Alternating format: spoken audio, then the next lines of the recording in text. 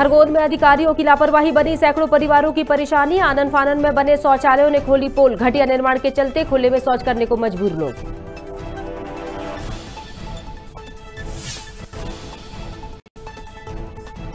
मंदसौर में ओलावृष्टि से प्रभावित फसलों का ऑफलाइन सर्वे को लेकर हड़ताल। सर्वे ऑफलाइन करने की मांग कर रहे पटवारी। किसानों की फसलों की नुकसानी का काम हुआ प्रभावित।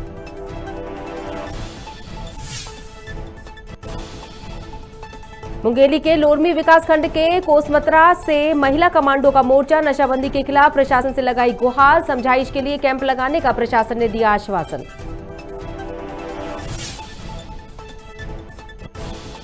रतलाम में सांसद महेंद्र सोलंकी ने की बूथ विस्तारक योजना पर बैठक। कहा, बीजेपी का मूल मंत्र बूथ जीता तो चुनाव जीता। 65,000 बूथों पर 20,000 कार्यकर्ताओं की जनहितैषी योजनाओं पर चर्चा। और सिवनी मालवा में अव्यवस्थाओं के बीच हुआ विज्ञान भवन का लोकार्पण। उच्च शिक्षा मंत्री मोहन यादव ने मंच से ही खोल दी पोल। कहा, मैं एक शब्द बोलता हूं और दो सुनाई देते हैं।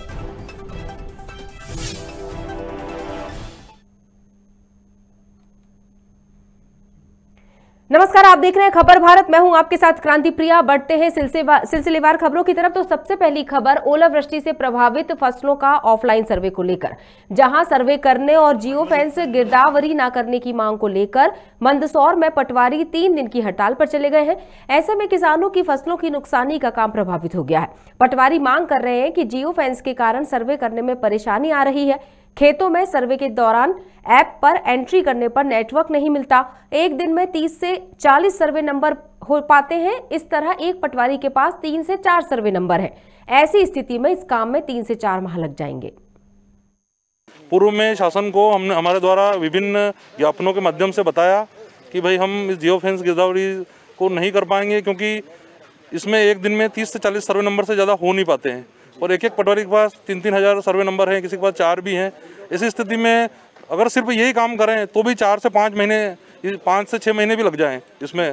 तो फिर फसल एंट्री कब होगी, कब कृषकों को गेहूँ उपार्जन मिलेगा। उसके बाद में दूसरी चीज़ें व्यवहारिक कठिनाइयाँ भी है कि हर जगह नेटवर्क नहीं मिल पाता है। हर जगह जो है लोकेशन वो सही नहीं पकड़ रहा है। खेत यहाँ पे वहाँ से 300 मीटर दूर, कहीं कहीं तो दतिया में तो ये स्थिति हुई कि वहाँ से 4 किलोमीटर दूर खेत से लोकेशन पकड़ रहा है। अवकाश पर जा रहे हैं 3 दिन के लिए और इनकी यह मांग है कि जियो टैक्स से जो गिरदावरी का काम होना है वह इतने कम समय में नहीं होगा, अतः इसको ऑफलाइन किया जाए। इसी मांग को लेकर के ये लोग आज से अवकाश पे गए हैं। तो आगे क्या प्रशासन क्या है? अब देखते हैं, ये जो भी इनकी मांग है उस पर विचार वरिष्ठ अधिकारी ही कर पाएंगे। सर, अभी फसल का सर्वे का काम भी प्रभावित होगा इससे? हाँ, प्रभावित तो हो रहा है। इससे अभी हमारे उपार्जन का काम भी प्रभावित होगा। उसके लिए कुछ वैकल्पिक है? हाँ, कोई ना कोई जल्दी से रास्ता निकल जाएगा।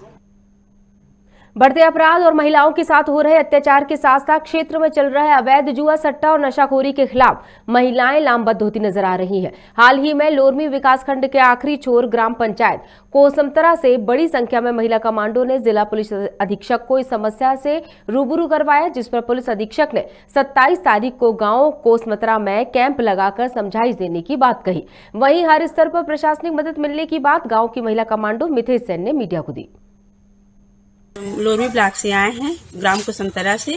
महिला सहायता समूह के संगठन के सभी महिला हम दीदी लेखनी दीदी के पास आए हैं महिला कमांडो बनने के लिए। अपने गांव को मतलब दारू, जुआ और गांजा, जो बच्चे बूढ़े सब लोग बिगड़ रहे हैं उसको सुधारने के लिए अपनी लेखनी दीदी के पास हम मतलब महिला कमांडो बनने के लिए हम लोग आए हैं। तो जिला पंचायत में एक मिनट एसपी सर के पास गई थी और एसपी सर आबकारी विभाग से भी अधिकारी आए थे। सभी से ये लोग आग्रह किया है कि हमारे गांव में जो अवैध शराब है उस पर कार्रवाई किया जाए और हम लोग भी महिला कमांडो बन करके अपने गांव को सुधारना चाहते हैं। हम सभी ने इन लोगों को आश्वासन दिया है कि हम 27 तारीख को इनके गाँव में एक मीटिंग रखेंगे। मीटिंग के द्वारा गांव के सभी लोगों को ये जानकारी देंगे कि यदि आप लोग अपने गांव में जो अवैध शराब बिकता है या जुआ सट्टा वगैरह होता है, यदि आप लोग इसमें बंद नहीं करेंगे तो आपके ऊपर जुर्माना लगाया जाएगा। ऐसे ये हम लोगों की सोच है और इन लोगों को बता दिए गए हैं कि एक दिन हम इनके यहाँ जाकर के मीटिंग रखेंगे। रतलाम में सांसद महेंद्र सोलंकी ने भूत विस्तारक योजना को लेकर बैठक की, जिसमें उन्होंने कहा कि कुशाभाऊ ठाकरे के जन्म शताब्दी वर्ष को संगठन पर्व के रूप में मनाने का निर्णय लिया है, जिसके तहत 65,000 बूथों पर 20,000 से ज्यादा कार्यकर्ता घूम घूम कर आमजन को केंद्र और प्रदेश सरकार की जनहितैषी योजनाओं के बारे में चर्चा करेंगे। साथ ही उन्होंने कहा कि पार्टी का मूल मंत्र है बूथ जीता तो चुनाव जीता। वहीं इस मौके पर जिला प्रभारी श्याम सुंदर शर्मा, विधायक चैतन्य कश्यप, जिला अध्यक्ष राजेंद्र सिंह लुनेरा और जिला महामंत्री निर्मल कटारिया समेत अन्य बीजेपी कार्यकर्ता मौजूद रहे। जिनका समर्पण भारतीय जनता पार्टी के सभी कार्यकर्ता संगठन के लिए करने वाले हैं। ये हमारी एक बहुत ही महत्वाकांक्षी योजना बनकर सामने आई है। यह भी आप सबको विदित हो गया होगा कि मध्य प्रदेश भारतीय जनता पार्टी द्वारा चलाए जाने वाली प्रत्येक योजनाओं में से यह सबसे बड़ी योजना है जिसमें भारतीय जनता पार्टी एक एक बूथ पर जाकर भारतीय जनता पार्टी को सर्वस्पर्शी और सर्वव्यापी बनाने के लिए प्रयत्न करेगी। होशंगाबाद जिले की सिवनी मालवा के शासकीय कुसुम महाविद्यालय में विज्ञान भवन का लोकार्पण आयोजन अव्यवस्थाओं की भेंट चढ़ गया। महाविद्यालय की चाक चौबंद व्यवस्था जो दिखाई जा रही थी वो सिर्फ दिखावा नजर आई। कई जनप्रतिनिधियों को आमंत्रण पत्र तक नहीं भेजे गए। मंच पर अधिकारियों का जमघट लगा रहा और भाजपा के कई नेता मंच के नीचे बैठे रहे। अतिथियों के लिए कुर्सियों का अभाव रहा, जिसके चलते अधिकारी और अतिथि घंटों खड़े रहे। खराब साउंड सिस्टम भी इस बात की गवाही दे रहा था। अव्यवस्थाओं के बीच जब उच्च शिक्षा मंत्री डॉक्टर मोहन यादव ने माइक हाथों में लिया तो प्रबंधन पर कटाक्ष करने से नहीं चूके। उन्होंने कहा, मैं एक शब्द बोलता हूं और दो शब्द सुनाई दे रहे हैं। नई शिक्षा नीति के परिप्रेक्ष्य में हमारे द्वारा लगातार ये प्रमोट किया जा रहा है कि अपने कोर्स जो परंपरागत चलते थे उसके अलावा उसके आसपास का परिवेश कैसा है। जिला तहसील जहाँ पर्यटन की संभावना है वहाँ पर्यटन के कोर्स खोले, जहाँ माइनिंग की संभावना माइनिंग के कोर्स खोले। जैसे मुझे जानकारी है कि होशंगाबाद जिला टूरिज़्म के लिए ही है, तो टूरिज़्म में होटल मैनेजमेंट से लेकर के बहुत सारी अंदर के काम अलग अलग प्रकार के हैं। इन सारे कोर्स से बड़े पैमाने पर रोजगार की संभावना रहती है। मैं उम्मीद कर रहा हूँ कि महाविद्यालय परिवेश में वो सब रहेगा। हम उसको बाकायदा पाठ्यक्रम की अनुमति देंगे। पढ़ाने की गुंजाइश भविष्य में जो बच्चा निकलेगा उसके जीवन में इसका बड़ा महत्व रहेगा।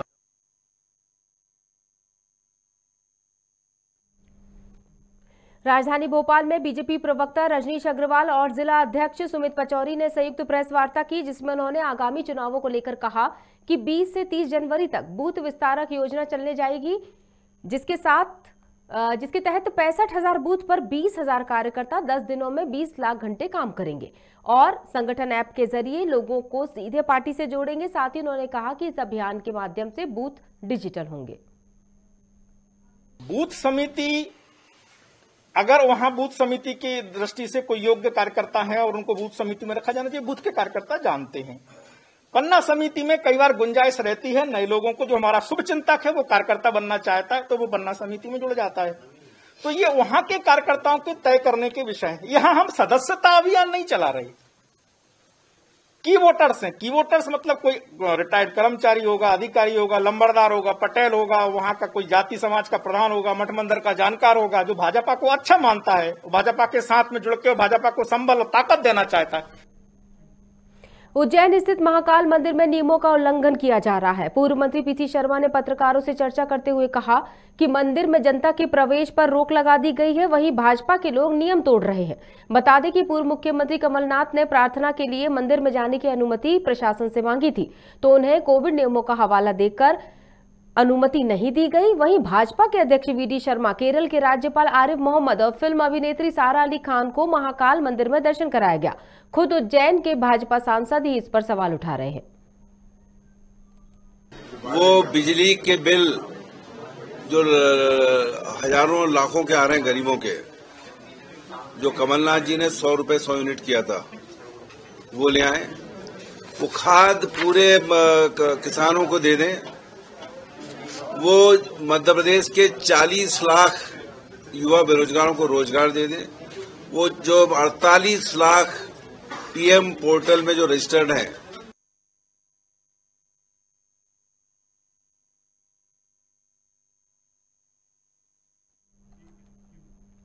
रतलाम जिले के सुराणा गांव विवाद मामले पर गृह एवं जेल मंत्री डॉक्टर नरोत्तम मिश्रा ने बड़ा बयान दिया है। उन्होंने कहा, मामले को लेकर पुलिस अधिकारियों से चर्चा की गई है, किसी को भी डरने की जरूरत नहीं है। साथ ही मिश्रा ने कहा कि फिलहाल सुराना में अस्थायी पुलिस चौकी बना दी गई है और एसआई सहित 10 लोगों को वहां पर नियुक्त कर दिया गया है। साथ ही कलेक्टर की देखरेख में एक कमेटी बनाने की बात भी कही गई है। सुराना को कैरोना बनाने वाले अभी मध्य प्रदेश में ऐसे लोग हैं और मध्य प्रदेश में भारतीय जनता पार्टी की सरकार है, शिवराज सिंह का शासन है। किसी में हिम्मत नहीं है कि कैरोना बना दे सुराना को। महज भ्रम की स्थिति में ये स्थिति निर्मित हुई है। विषय जैसे ही संज्ञान में आया, तत्काल कलेक्टर एसपी को मौके पे भेजा, एक अस्थायी पुलिस चौकी का वहाँ निर्माण कर दिया। 10 लोग, मैं सब इंस्पेक्टर के उसमें रहेंगे। गांव के अंदर अवैध अतिक्रमण की जो समस्या है, नाली के पानियों की, बहुत छोटी छोटी चीजें हैं। नाली का पानी इधर क्यों आ रहा, उधर क्यों जा रहा है, पूरा 1 महीने के अंदर सफाई हो जाएगी। अधिकारियों की लापरवाही आमजन की परेशानियों का कारण बनी हुई है। लिहाजा खरगोन जिले को खुले में शौच मुक्त हुए बीते कई साल हो चुके हैं, लेकिन इसके बावजूद जिले के कई गांवों में लोग खुले में शौच करने को मजबूर हैं। ग्रामीणों को शौचालय तो मिला, लेकिन शौचालय अधिकारियों की लापरवाही के भेंट चढ़ गया। ऐसा ही मामला गोगावा जनपद के ग्राम पंचायत देवली का है, जहां लगभग 500 परिवार रहते हैं, लेकिन घटिया शौचालय निर्माण की वजह से लोग खुले में शौच करने को मजबूर है। अपने यहाँ बना नहीं? हाँ। तो अभी क्या आप जैसे ये लकड़ी लेके जा रहे हो, बीमार हो? बीमार है ना। हाँ, तो ये फिर आपको बाहर जाना पड़ता है? बाहर जाना पड़ रहा है ना। काहे के लिए खुदवाया? लेटरिंग का। तो फिर बाथरूम फिर बना नहीं बना, पैसे नहीं मिले तो क्या बना। फिर कहाँ जाओ सोच का ले? नदी पर। कहाँ बाहर जाओ? शुरू से बाहर जा रहा। हाँ। ये आपके घर शौचालय नहीं है? नहीं है। फिर कहाँ जाते हो? बाहर। सरगांव की मदरे दुकान में डकैती का मामला सामने आया है। बता दें कि डकैतों ने 2 सुरक्षा कर्मियों को बंधक बनाया और लॉकर में रखे करीब 9 लाख रुपए लेकर फरार हो गए और सीसीटीवी भी उन्होंने तोड़ दिया। साथ ही चौक चौराहे में नाकाबंदी की गई। वहीं एसपी साधना सिंह ने बताया कि मुंगेली पुलिस की टीम गठित की गई है, जहां जल्द से जल्द डकैतियों को पुलिस गिरफ्तार कर लेगी। पारा देसी विदेशी शराब दुकान में 15-16 की दरमियानी रात को तिजोरी में बिक्री रकम के सुरक्षा गार्डों को मार पीट कर लूट कर ले गए हैं, जिसकी थाना में सेल्समैन द्वारा रिपोर्ट की गई।